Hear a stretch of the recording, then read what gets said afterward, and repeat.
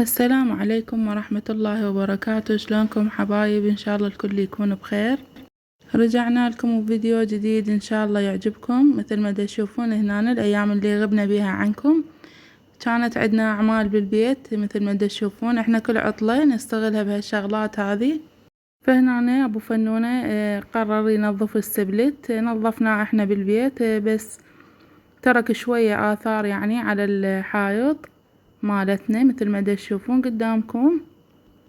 فمن بعد التنظيف وهاي الهوسة قررنا نصبغ الهول هماتين. صبغنا لونه أبيض لين احنا بأيام الدوام ما نقدر نشتغل هاي الشغلات.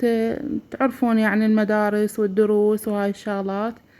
فاحنا بالعطلة شنو عندنا مثلا نواقص بالبيت نريد نرتب نريد نغير. فكلها هاي أيام العطلة يعني نستغل هاي الشغلات. هنا يوم ثاني، هذا يوم نظفنا السبلت وعندنا شغلات هواية هماتين خلصناهن بالمكيف مالت الغرفة هماتين. هنا دا اراويكم الشغلات كلها كاملة. هاي هنا احنا من بعد ما كملنا تنظيف السبلت بلشنا بتنظيف المكيف، لان تعرفون احنا اجواءنا بالعراق كلش حارة واجواءنا هم ترابية بنفس الوقت. فاحنا كل موسم يعني كل صيف ننزلهن بهالشكل هذا ننظفهن، خصوصا المكيف يعني ننزله السبلت يبقى مكانه فننظفهن بهالشكل هذا. يبدأ ابو فنونة ينظفلنا اياهن. وتعرفون يعني الموسم كله يلم تراب وهاي الشغلات. فدا اراويكم اياه كله اول باول مثل ما تشوفون قدامكم. يعني خطية حالتهن يرثى لها صراحة. انا كل ما ينظفهن يعني انقهر كلش عليهن. يعني جونا بهالشكل هذا مثل ما تشوفون كله تراب وهاي السوالف. بس نقول الحمد لله على كل حال. يعني ننظفهن ونديمهن على مود يبقن اكثر وقت ممكن. واللي وصل ويانا اللي هنا لا ينسانا من اللايك والاشتراك وتفعيل الجرس حتى يوصل كل جديد.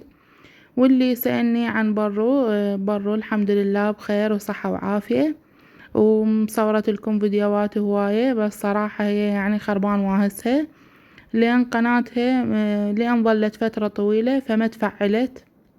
ونظام باليوتيوب يعني إذا القناة ما تفعلت خلال يعني السنة يبدون يحذفون المشاهدات من أول ما بدأت تنشر. فرجعت خطية ساعاتها للألف ومكان ما تكمل لل4000.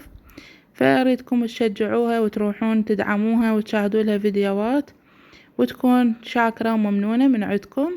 وهنا أنا من بعد ما كملنا يعني تنظيف وهاي السوالف، هذا يوم ثاني بلشنا هنا نصبغ الهول.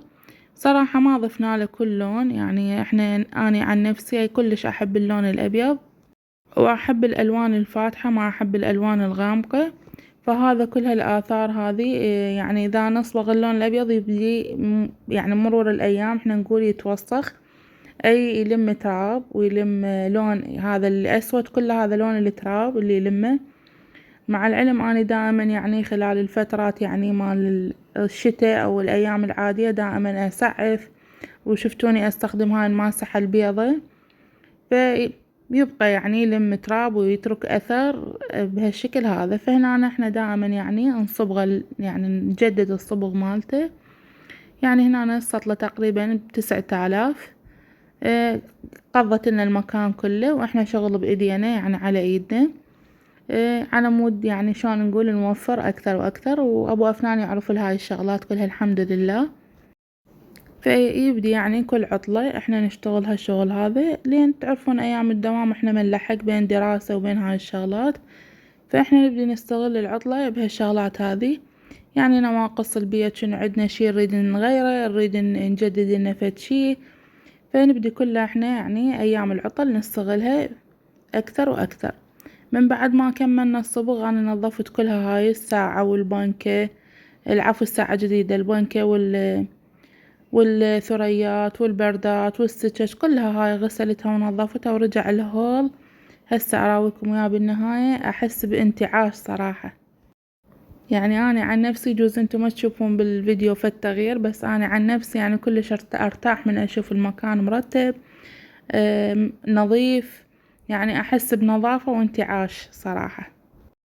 والله كلش مشتاقة لكم يعني بس الضيق الوقت ما ألحق المونتاج والتصوير كله يريد له وقت هذا ويريد له فراغ، فاعذروني يعني. أحب انتو أهلي وتحبوني أدري بيكم، وللي سأل عني أشكركم من كل قلبي يعني، وربي ما يحرمني من عندكم على سؤالكم وعلى طيبة قلبكم. هواي بالتعليقات اجاني يعني على الآخر فيديو اللي نزلته، أم فنونة انتي وين، أم فنونة انتي غايبة، أم فنونة غابطة هنا مثل ما تشوفون قدامكم.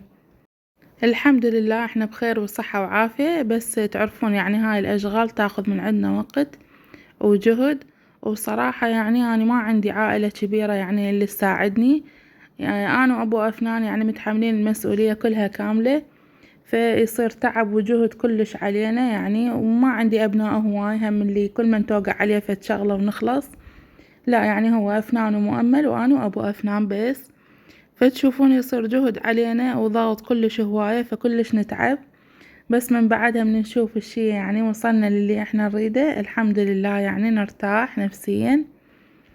وهنا نوافيكم يعني بالشغلات أول بأول، ما حبيت أضم شي عليكم.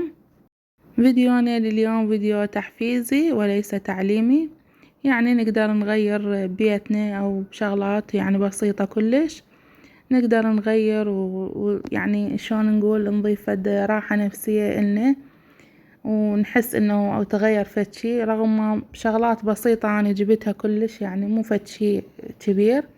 هذا شكل الهول بالنهاية، إن شاء الله يعجبكم يعني وينال رضاكم.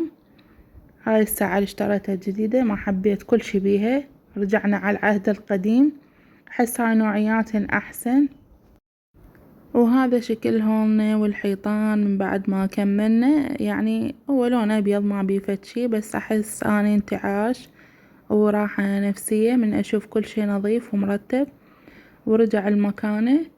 هذا شكل هولنا من بعد التعب يعني يومين 3 أيام تقريبا احنا أخذ من عندنا وقت وجهد، بس الحمد لله على كل حال. من بعد هذا الشغل الثقيل يعني أنا أعتبرها هاي أعمال شعبية، احنا نظفنا ورتبنا على العيد بس بعد يعني صار عندنا شغل وتغير يعني تغيرت الخطة، رجعنا من جدة وجديد كله نظفناه ورجعناه. فهنا أخذنا لنا جولة سريعة يعني طلعنا بس كنا كلش جوعانين، فدا تشوفون هنا على البساطة قلنا نرجع للبيت ونجيب شغلاتنا، فكلش بسيطة قعدتنا. ومن بعدها أكلنا الآيس كريم أكيد لازم. ونلتقيكم حبايبي فيديو جديد ومع ألف سلامة.